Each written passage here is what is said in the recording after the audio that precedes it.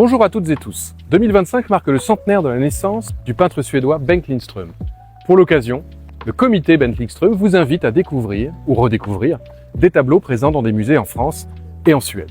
Aujourd'hui, bienvenue à Châteauroux.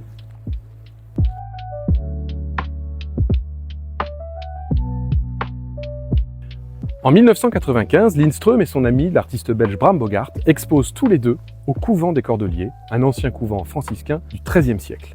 Depuis, un tableau de Lindström est conservé au musée Bertrand.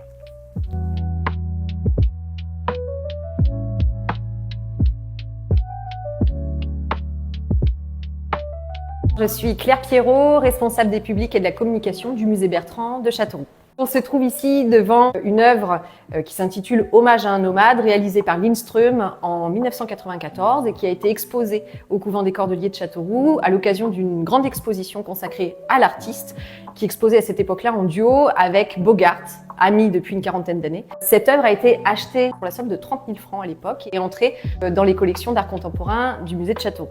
On sait qu'il y avait à peu près une cinquantaine d'œuvres exposées, des deux artistes au total, 36 pour Lindström, majoritairement des peintures, mais on avait quand même une tapisserie gigantesque qui représentait notamment la mythologie nordique.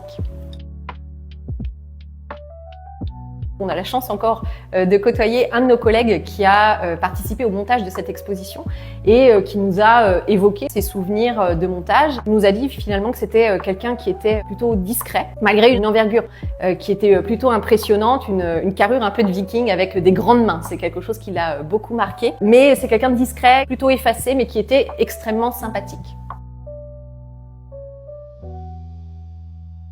Cette œuvre aujourd'hui, vous pouvez la retrouver actuellement en tout cas dans notre petite salle d'art contemporain du musée Bertrand de Châteauroux. C'est une œuvre dont on se sert notamment avec les scolaires sur une animation avec des maternelles autour de la thématique de l'émotion qui parle énormément aux enfants parce qu'elle est très colorée. Tout de suite en fait, étant donné qu'ils sont dépourvus de stéréotypes et d'a priori, eh bien ils vont pêcher les informations qu'ils ont ou en tout cas les ressentis qu'ils ont. Donc c'est une œuvre qu'ils aiment expliquer en disant que voilà, il a dû ressentir un petit peu de colère avec le rouge.